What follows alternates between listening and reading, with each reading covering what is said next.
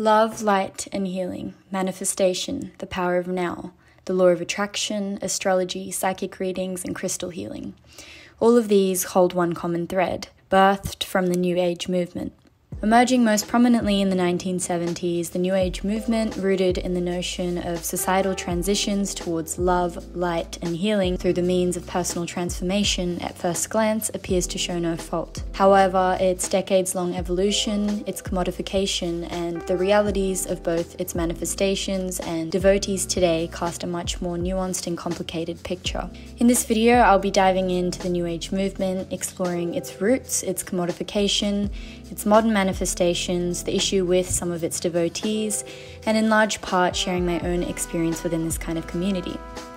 Through this exploration, I attempt to form a conclusion and somewhat of an answer to the question, is New Age merely a commodified scam, or is it genuinely productive? Hello and welcome back to my channel. Today I want to be exploring the New Age movement and New Age spirituality. New Age is an umbrella term that really encompasses so much. I think it would be impossible to name its every product. New Age movement, a movement that spread through the occult and metaphysical religious communities in the 1970s and 80s. It looked forward to a new age of love, light, and offered a foretaste of the coming era through personal transformation and healing. Common New Age beliefs and characteristics include a belief in the existence of a core or true self, that there is no one way of pursuing spirituality, an ultimate source from which all things originate, a typical view of the physical world as meaningless illusion, belief in non-human spirit beings, and alternative medicine. The New Age movement is rooted in this idea of raising our collective consciousness through the means of personal transformation, and its products that are being sold today under the umbrella of New Age really reflect this. Things like yoga retreats, psychic readings, astrology chart consultations, all of this is about self-transformation. It's important to note that the New Age movement isn't actually really new at all, in the sense that a lot of its basic ideas and philosophies are derived from ancient religious practices and ideas, predominantly from Eastern religions such as Buddhism and Hinduism.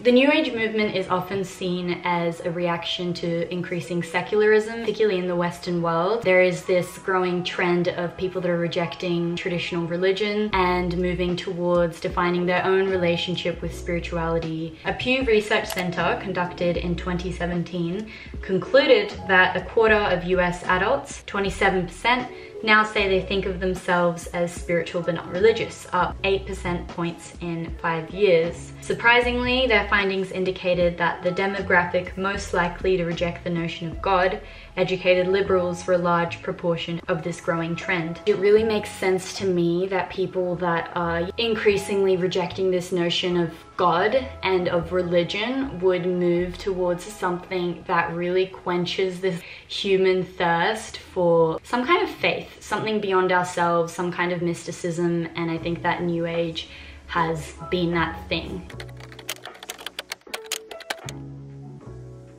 I grew up with hippie parents. My mom is a neo-sannyasin and follows this Indian guru Osho, and my dad is Buddhist. I moved to Byron Bay, Australia when I was 7 years old, and so I've grown up with this kind of New Age community, with these kinds of practices and with this kind of thinking. My whole life I've been surrounded by people giving tarot readings, talking about astrology. There's a lot of yoga retreats around here, so I have always grown up with New Age thinking, and I think that it has really shaped me in a lot of ways. In terms of what has been good, I was educated at a Steiner school, which I definitely think you can consider as very much New Age. The conjunction of a Steiner school education and my parents' upbringing and just their kind of philosophies allowed for me to truly express who I am without any sense of expectations being forced onto me, whether that was high academic performance or an idea of a rigid life path. I never really had any of that.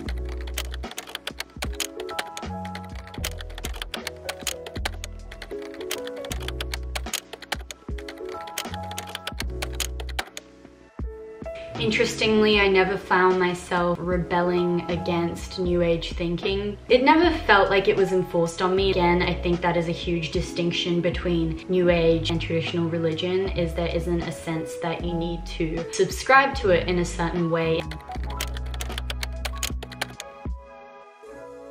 It was last year that I really feel like I deepened my own relationship with my spirituality. What I really came to is that spirituality is 0% external and it doesn't require any external attachment or identity to practice it. I think there's a degree of universal truth and wisdom that is found across ancient traditions and religions. I've found a lot of benefit from these so-called New Age practices. I've found that spirituality has been about doing the hard work. It's been about meeting my shadows. It's been about brutal self-honesty, trusting my gut. It is a sense that there is something larger than me. There is a sense that there is something beyond the physical. For me, I believe that we all have an essence of divinity in us that can be felt when we observant, when we are in witnessing and aware of our thoughts and reactions and feelings. So that's kind of my personal spiritual beliefs.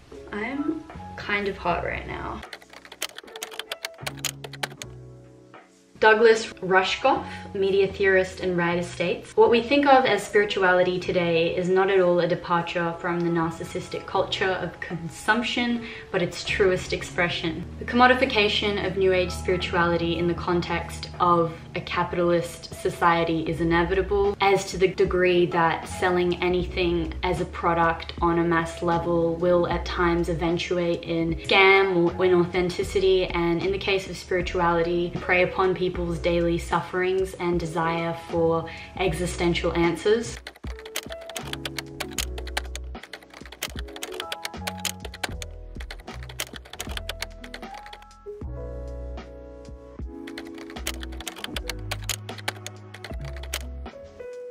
Spirituality is sold in so many different forms now. These products promise some kind of fulfillment and connection and enlightenment. There can be this aesthetic attachment that is popularized, especially now with social media and spiritual influences.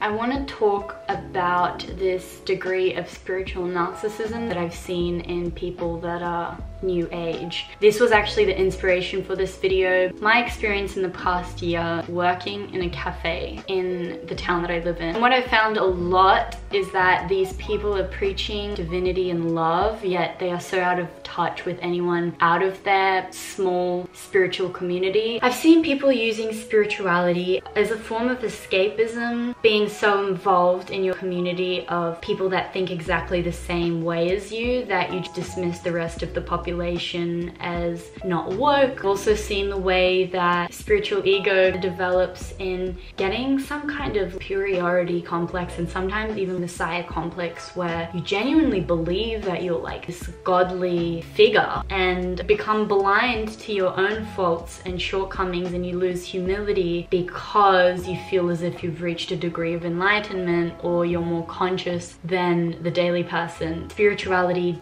does not exclude you from every human impulse that we have that it's supposed to be opposing, like ego, like materialism. I really love this quote. Chogyam Trungpa. I hope I pronounced that right. I tried to look it up, but I couldn't find it. He says in his book, Cutting Through Spiritual Materialism, "Walking the spiritual path properly is a very subtle process. It is not something to jump into naively.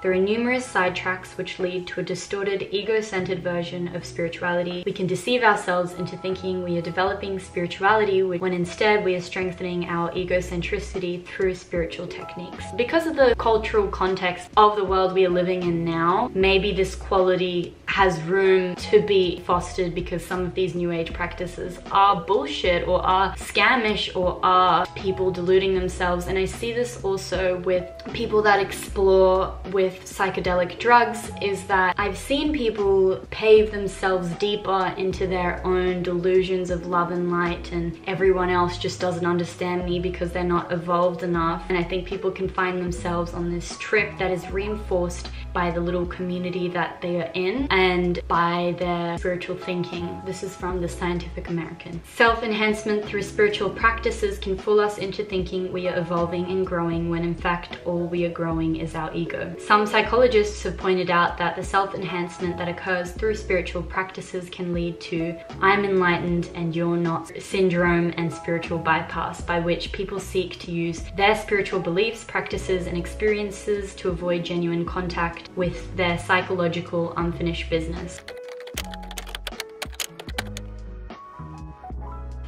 Upon editing this, realized that I tended to take a more critical and negative approach to this topic. My purpose was to illuminate the often unlooked darker characteristics of the New Age movement and of some of the frustration that I've had towards encountering people who subscribe to this kind of thinking. As I've mentioned throughout the video, I consider myself spiritual, and a lot of these practices, which have again been around for thousands of years and which hold ancient and rich wisdom, have really allowed me to transform my life, and I don't wish to downplay any of that. Although I've been critical, that is not the whole picture. The New Age movement has, for a lot of people, been extremely positive. Spirituality can be a way for people to open their eyes to certain pervasive and toxic elements of our culture today, things like disconnection from the natural world, overconsumption, materialism. The main takeaway that I was seeking to highlight is how we can get lost in this, and how the evolution of New Age and the way that it is widely commodified today has given room for a degree of false spirituality, of spirituality wrapped up in an aesthetic image, of spirituality posing as depth when really it is no better than the superficial culture of consumerism that we've found ourselves in, of the way that spirituality can be used as a form of escapism to justify toxic behavior. All of these things that I have witnessed, I wanted to give a light on. That being said, I think spirituality and these ideas and these practices that are now widespread have had a really positive and transformative impact on many people, and they have on me. I believe spirituality is about the deep internal work, and again, as I just repeat myself over and over in this video, is